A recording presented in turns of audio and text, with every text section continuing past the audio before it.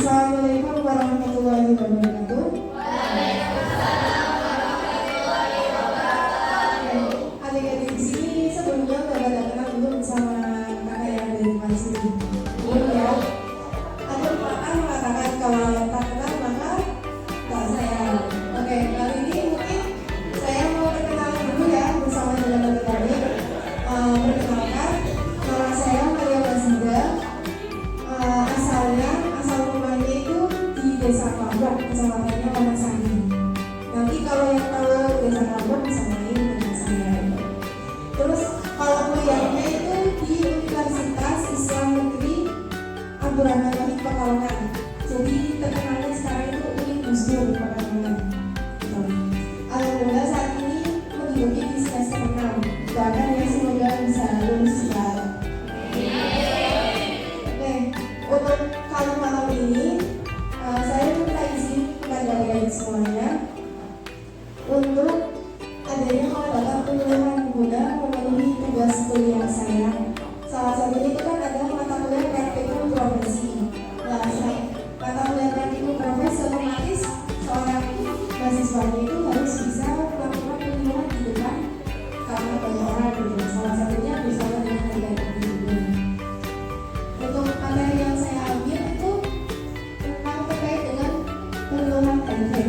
Di sini adik-adik udah tahu HIV itu apa? Belum? Oke, kalau HIV itu ada singkatannya. HIV dengan AIDS itu berbeda. Kalau HIV itu artinya human immunodeficient virus, atau artinya suatu virus yang menyerang ada pada sistem kekebalan tubuh kalian. Kan di dalam tubuh kalian itu ada sistem kekebalannya seperti itu. Nah, HIV itu bisa menyerang suatu virus yang ada di kekebalan tubuhnya kalian. Jadi kalau yang namanya AIDS itu berbeda.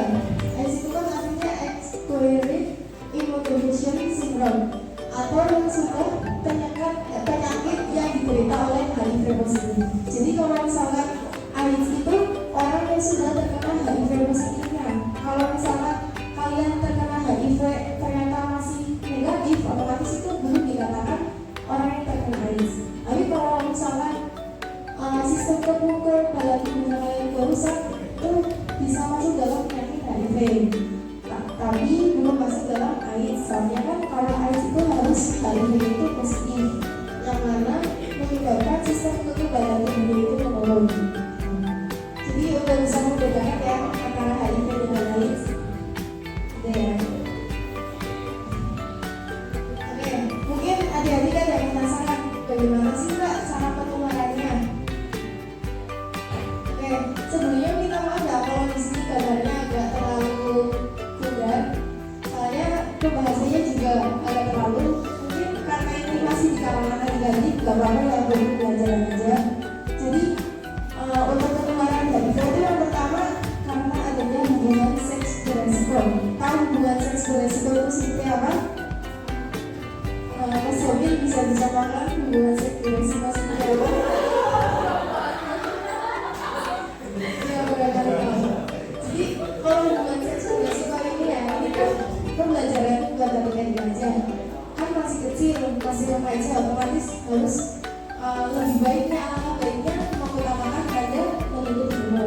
Jadi kalau hubungan seks beresiko itu karena adanya pergaulan yang bebas, terus kalau juga ya kalian itu melakukan hubungan seksnya itu berkali-kali. Seharusnya kan kalau ada yang hubungan seks seperti itu, baiknya itu setelah menikah, itu malah mendapatkan panggilan. Tapi kalau misalkan di usia remaja ya seperti kalian sudah melakukan hubungan seks beresiko lebih dari 1 kali, bahkan berkali-kali dengan bergantian orang, maka kalian bisa terkena virus HIV gitu. Jadi harus menghindari adanya hubungan seks secara beresiko.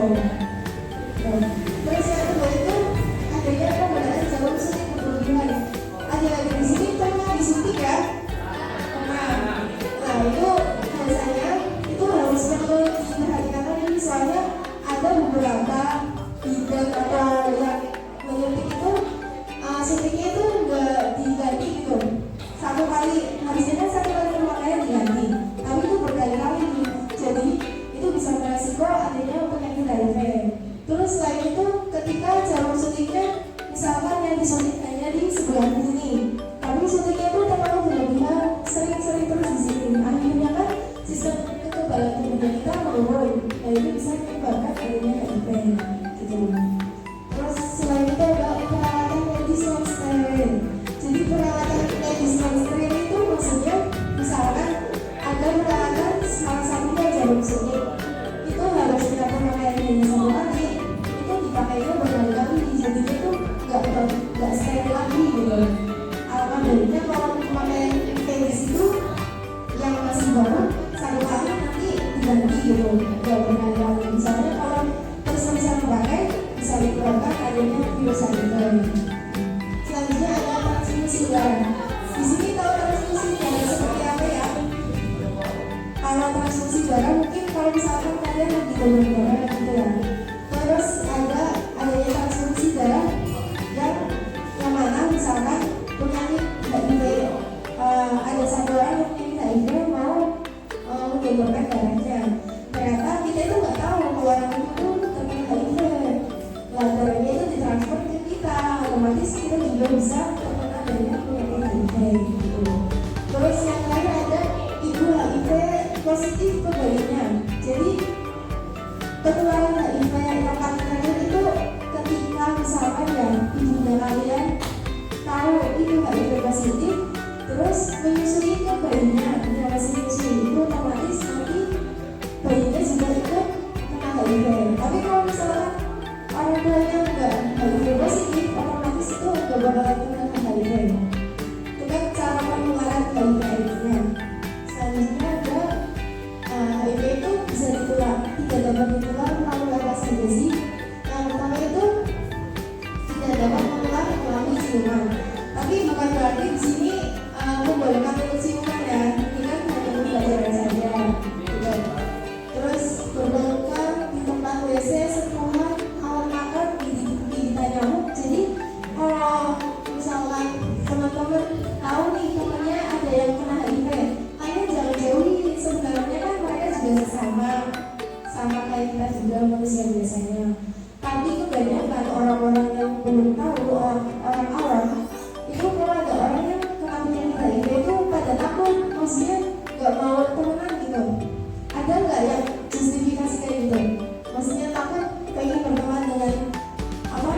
Mas Robin, Mas Robin orangnya kayak HIV gitu.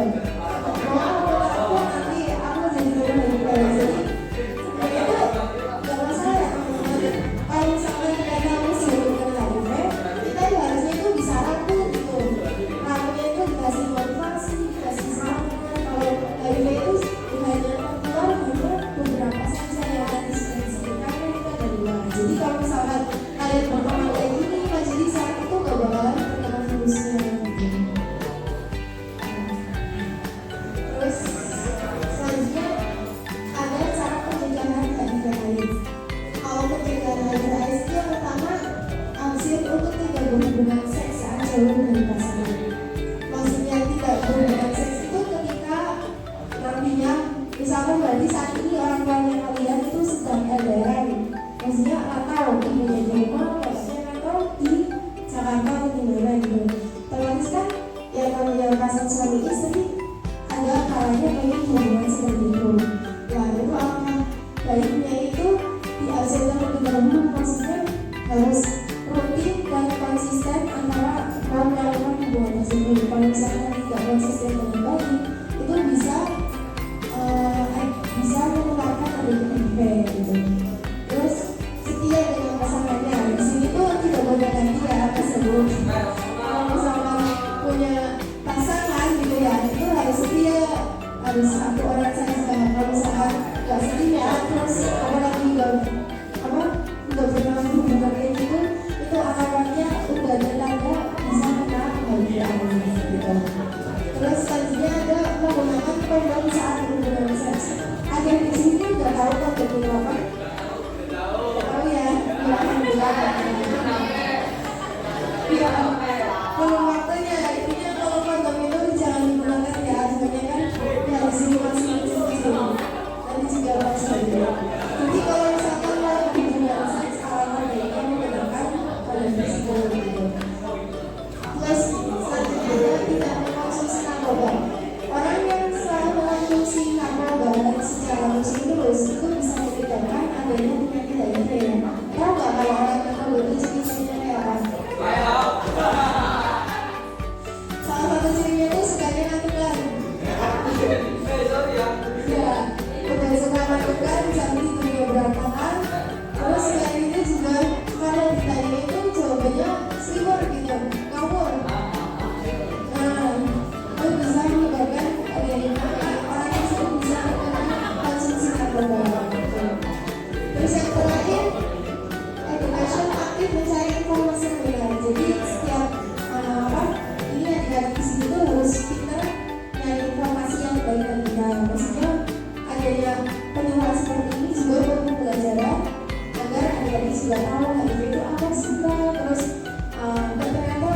tetangga saya ada yang terkena HIV, itu kan teman-teman juga tahu ya, otomatis nanti kalau misalnya saudaranya, tetangganya atau siapa yang terkena HIV, kalian jangan takut, malah mendingan maksudnya alangkah baiknya kalau kita udah tahu tentang ilmu tersebut, kita tuh harus rangkul orang tersebut. Soalnya kebanyakan orang saat ini, orang yang terkena HIV itu merasa dikecilkan, merasa tidak punya teman, bahkan merasa hidupnya itu tidak berguna. Jadi kebanyakan orang HIV itu kepikirannya pengennya bunuh diri gitu.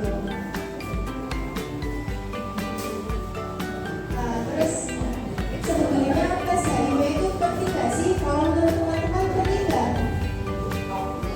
Penting. Jadi kalau tes HIV itu, kalau kata dosen saya itu memang sangat penting. Itu harus dilakukan seumur hidup sekali gitu. Gunanya apa? Gunanya maksudnya buat diri kita pribadi. Apa gunanya kita itu berhubungan secara jasmaninya atau tidak gitu. Terus pentingnya tes HIV itu sangat dianjurkan karena untuk menjaga kesehatan diri kita. Kan kebanyakan orang nih, kalau orang udah menikah terus ketahuan terkena HIV, nah itu bisa menyebabkan salah satu hubungan rumah tangganya itu hancur, berantakan gitu. Makanya itu salah satunya sebelum sebelum nikah biasanya itu ada untuk tes HIV juga ditanyakan gitu. Terus selanjutnya ada kemudian untuk orang yang terkena HIV, bagaimana sih caranya kita untuk orang yang sudah mengidap HIV/AIDS? Yang pertama itu kita harus mengikut sertakan order dalam setiap interaksi sosial. Jadi orang yang sudah terkena HIV/AIDS, kita itu ajak untuk berinteraksi. Maksudnya ajak berinteraksi di sini agar orang yang terkena HIV itu tidak malu melakukan ke awal sudah dijelaskan bahwa orang yang HIV itu merasa dikucilkan, tidak punya teman, hidupnya itu tidak punya, malah sampai pengennya bunuh diri.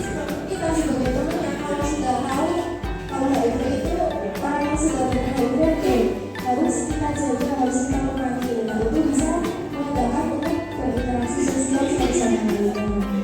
Selanjutnya ada berkontribusi dalam kezamangan.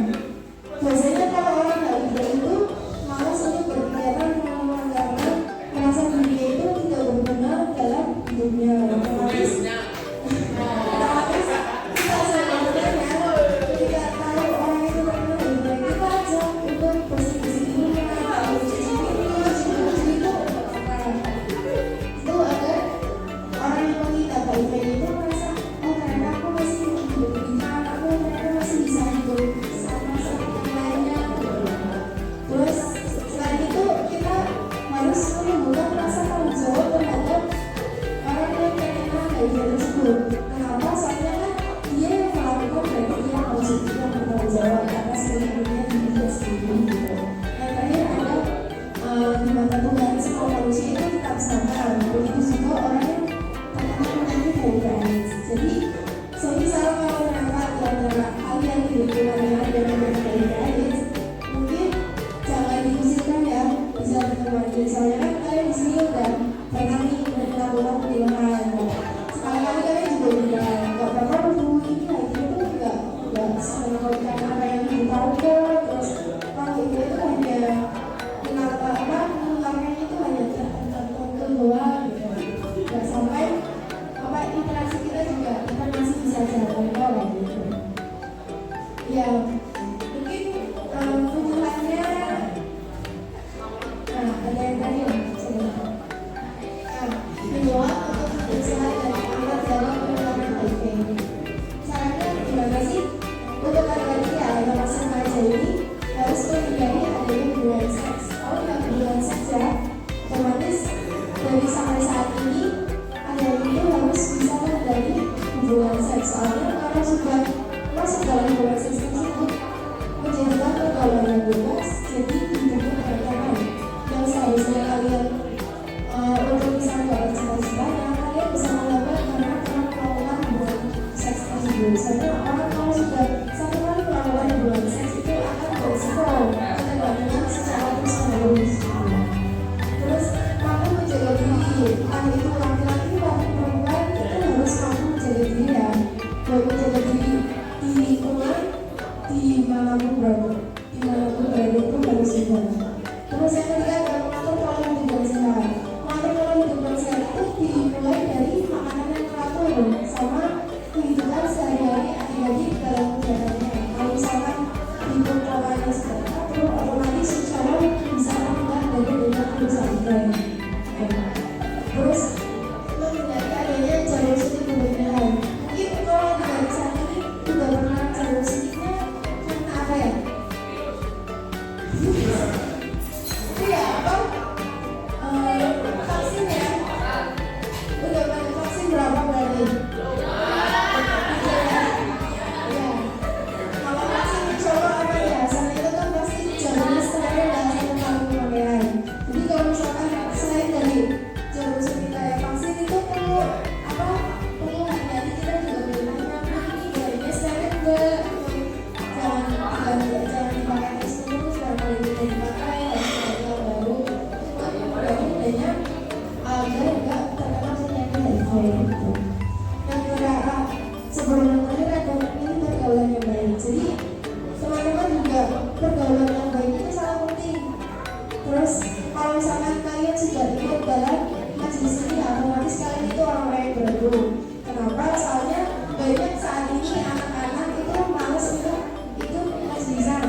Jadi kalau kalian masih mau ikut majelis seperti ini, itu benar-benar beruntung dan pastinya akan mendapatkan jawaban. Dan terakhir, tanamkan konsep diri yang baik. Tanamkan konsep diri yang baik itu ketika teman-teman itu mempunyai prinsip yang teguh pada diri kalian. Sebenarnya saya pokoknya harus seperti itu, akhirnya harus menanamkan konsep diri yang baik dan benar. Ketika konsep diri yang kalian tanamkan itu baik, otomatis yang kalian jalankan itu bisa, insya Allah bisa berjalan dengan baik juga. Ya. Terima kasih, mungkin itu pengumuman dari diri saya ya, Bapak ya, selaku penyelenggara modalnya. Mungkin karena kalian tadi apa mas-masnya mau bertanya, Bapak silakan.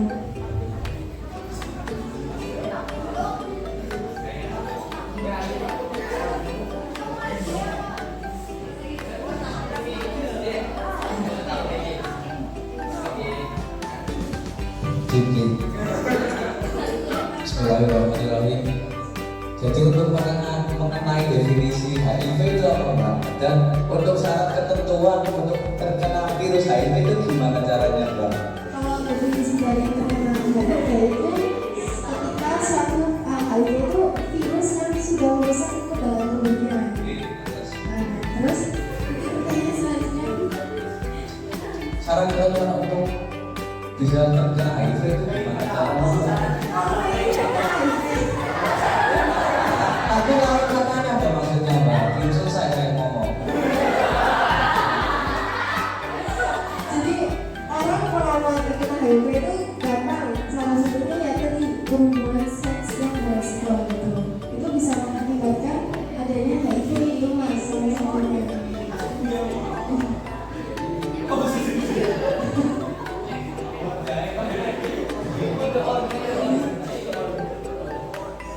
Ada lagi nggak Mbak?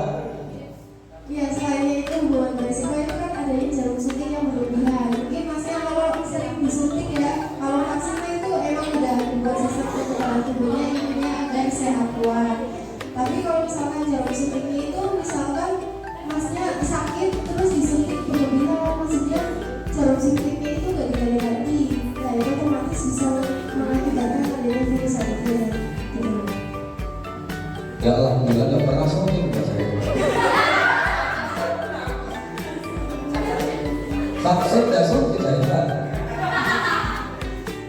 Ya, semoga jangan sampai ya orang kalau udah terkena HIV itu hidupnya apa ya gelisah gitu, kayak merasa hidupnya itu gak ada apa, gak ada arti buat hidup gitu.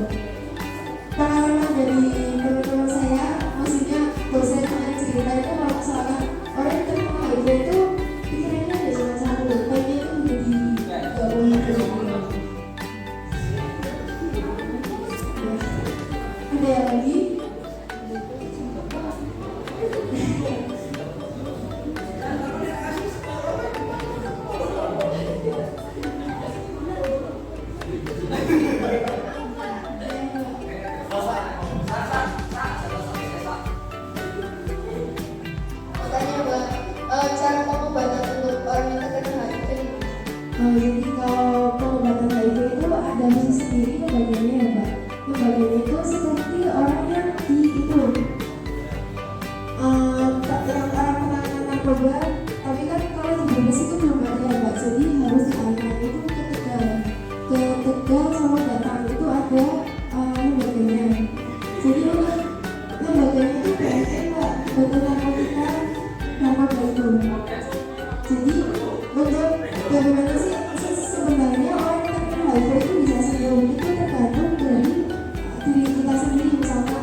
kita sendiri karena otomatis harus melalui beberapa tahap. Yang pertama itu ada tahap bagaimana menyembuhkan dari pemikirannya dari rasional, pemikiran dari yang irasional ke rasional. Kebanyakan kan kalau orang terkena HIV itu kan pemikirannya udah kayaknya kemana-mana gitu. Nah itu bisa adanya melakukan konseling terlebih dahulu. Di situ juga bukan hanya satu orang saja yang menangani ada. Itu banyak dari orang yang menangani untuk ahli konselingnya, ahli psikiaternya, terus ahli dalam pemulihan HIV tersebut. Itu namanya kalau nggak salah itu 2 bulan sekali. Dan untuk pengobatannya gratis kok. Kalau misalnya merawat HIV juga itu gratis.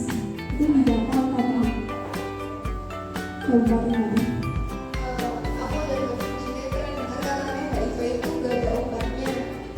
Iya, ada orang memang justifikasinya ada yang bilang kayak gitu, tapi sebenarnya ada orang juga yang ini di barat juga itu orang bilang ada yang bisa beneran enggak, sehingga bisa sembuh walaupun nggak sembuh total, tapi alangkah baiknya dia itu bisa meringankan, maksudnya dari yang keseringan melakukan apa jadi berkurang gitu. Misalnya kalau orang yang terkena HIV itu sama halnya orang terkena narkoba gitu kan, ketergantungan. Jadi bagaimana caranya kita itu harus bisa mengurangi ketergantungan tersebut. Itu pengobatannya melalui seperti itu.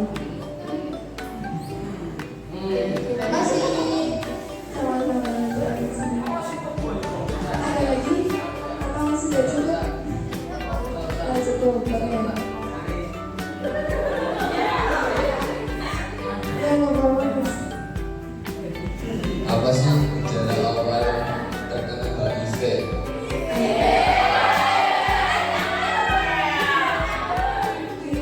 Awal terkena HIV itu bisa dilihat dari mungkin perubahan tubuhnya.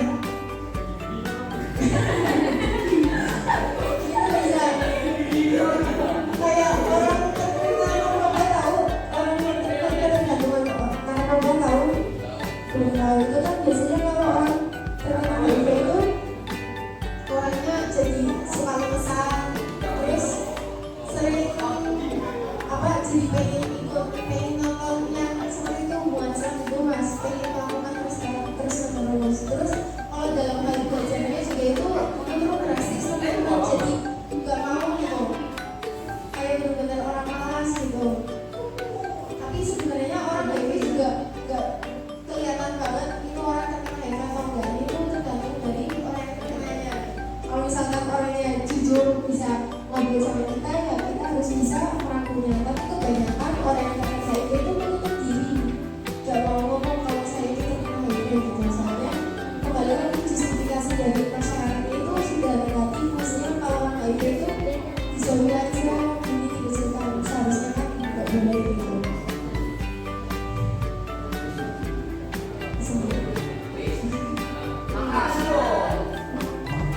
Terima kasih.